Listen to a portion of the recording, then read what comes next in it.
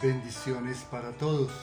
Muchas gracias por haberme invitado a compartir con ustedes algunas reflexiones sobre las virtudes teologales. Pero antes de hablar propiamente del tema que me han pedido, permítanme hablar un poquito sobre las virtudes en general, sobre las virtudes humanas. No hablaremos sobre las virtudes cardinales porque el tiempo es limitado. Sé que todos ustedes han nacido y crecido en hogares cristianos. Unos en hogares cristianos católicos, otros en hogares cristianos no católicos, pero a fin de cuentas cristianos. Y para los cristianos la Biblia es el libro sagrado. La Biblia contiene palabra de Dios. Los invito a escuchar Filipenses capítulo 4 versículo 8. Y a la luz de este texto vamos a hacer nuestra charla en el día de hoy. Filipenses 4:8. Todo cuanto hay de verdadero, de noble, de justo, de puro, de amable, de honorable, todo cuanto sea virtud y cosa digna de elogio, todo esto tenedlo en cuenta. Vamos a tener en cuenta cuanto sea virtud y cosa digna de elogio. Vamos a hablar de la virtud, esa disposición habitual y firme a hacer el bien. Y hacer el bien siempre será cosa digna de elogio. La virtud permite a la persona no solo realizar actos buenos, sino dar lo mejor de sí misma. Con todas sus fuerzas sensibles y espirituales, la persona virtuosa tiende hacia el bien, lo busca y lo elige a través de acciones concretas. No solo tiende hacia el bien, no solo lo busca, sino que tiende hacia el bien, lo busca y lo elige a través de acciones concretas. El objetivo de una vida virtuosa, como dice San Gregorio de Niza, consiste en llegar a ser semejante a Dios. De hecho, en el proceso de canonización se tienen en cuenta las virtudes, se tiene en cuenta cómo vivió ese hombre, esa mujer, la fe, la esperanza, la caridad, la prudencia, la justicia, la fortaleza y la templanza. Ser semejante a Dios. Esos son los santos, esas son las santas. Hombres, mujeres, semejantes a Dios.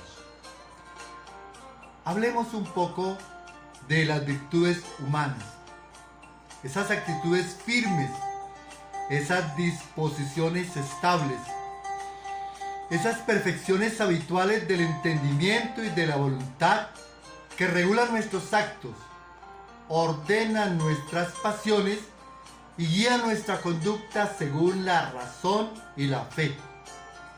Las virtudes humanas proporcionan facilidad, dominio y gozo para llevar una vida moralmente buena. El hombre virtuoso es el que practica libremente el bien. Si a nosotros nos obligaran a practicar el bien, pues ya no seríamos virtuosos. Seríamos personas que se comportan bien, que hacen el bien a las malas, pero no mereceríamos el título de virtuosos. Las virtudes morales o virtudes humanas se adquieren mediante las fuerzas humanas, mientras que las virtudes teologales son un regalo de Dios, son un don de Dios, son una gracia de Dios que recibimos en el bautismo. Las virtudes morales o virtudes humanas son los frutos y los gérmenes de los actos moralmente buenos. Las virtudes morales disponen todas las potencias del ser humano para armonizarse con el amor divino. Ustedes me han pedido que les hable de las virtudes teologales. Por eso no les voy a hablar de las virtudes cardinales. Solamente quise decir algunas cositas sobre las virtudes humanas, porque pretender hablar de las virtudes teologales sin decir lo básico sobre las virtudes humanas es correr el riesgo de que no se comprenda lo que se dice. Como tampoco es conveniente hablar de las virtudes teologales si antes no hablamos de las virtudes y la gracia. Las virtudes humanas adquiridas mediante la educación, mediante actos deliberados y una perseverancia mantenida siempre en el esfuerzo, son purificadas y elevadas por la gracia de Dios. Con la ayuda de Dios, las virtudes humanas forjan el carácter y dan soltura en la práctica del bien. El hombre virtuoso es feliz al practicar las virtudes humanas. Es muy importante diferenciar entre virtudes humanas y virtudes teologales. Las virtudes humanas se adquieren mediante la educación. Por eso, en este momento, a ustedes en la universidad les están hablando de este tema. Las virtudes humanas se adquieren mediante actos deliberados, mediante una perseverancia mantenida siempre en el esfuerzo. Son purificadas y elevadas por la gracia de Dios.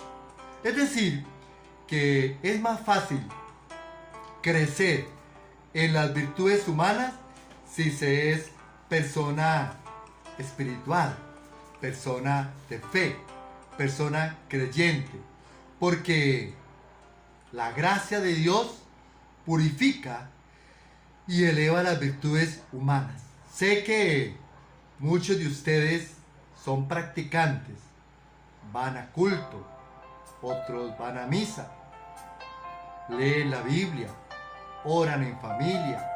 Sé también que hay otros que están alejados de Dios, alejados de su iglesia.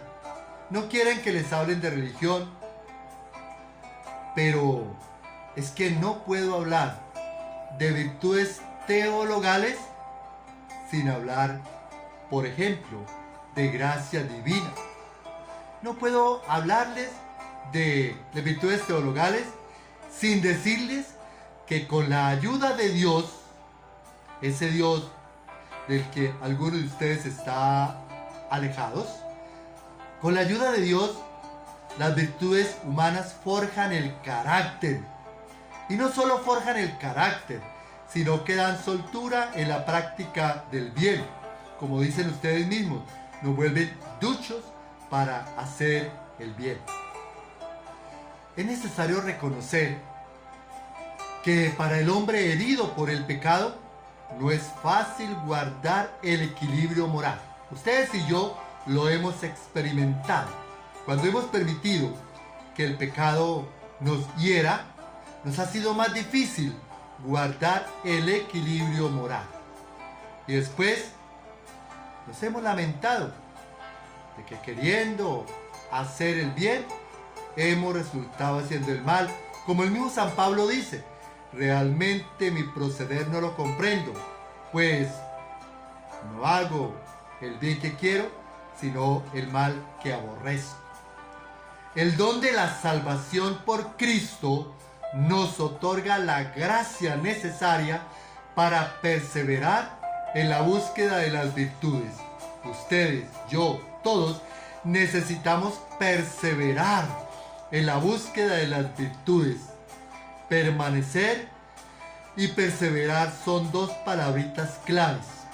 Cada cual debe pedir siempre esta gracia de luz y de fortaleza recurrir a los sacramentos en el caso de los cristianos católicos, cooperar con el Espíritu Santo, seguir sus invitaciones a amar el bien y guardarse del mal.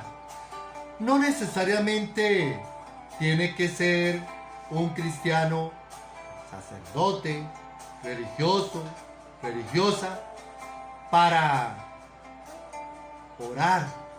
Todos estamos llamados a orar y en la oración pedir siempre esta gracia de luz y de fortaleza.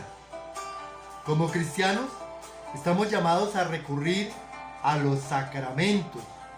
Ustedes saben que los sacramentos se clasifican en 3 grupos: los sacramentos de la iniciación cristiana, bautismo, comunión, confirmación; los sacramentos de servicio a la comunidad, el matrimonio, el orden sacerdotal; y los sacramentos de sanación, de curación, la confesión, la unción de los enfermos.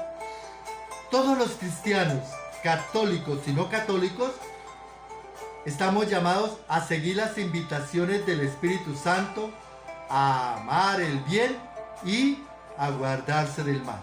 Hasta aquí la introducción que les prometí. Vamos a hacer una breve pausa y luego entramos propiamente en el tema. Y luego haremos otra pausa y sacaremos las conclusiones, haremos un resumen, porque el que mucho abarca poco aprieta. De pronto decimos muchas cosas, pero se quedan volando. Es mejor que nos queden unas cuantas ideas, pero bien afianzadas. Por eso es que ustedes se dan cuenta que repito y repito. De pronto les suena a escuelero. Bueno, soy escuelero, soy profesor. Bendito sea Dios. Este año me pensiono y doy gracias a Dios porque tener la oportunidad de compartir con otros la fe y la ciencia, ejerciendo liderazgo, es muy bueno, es muy satisfactorio. Descansen un poquito.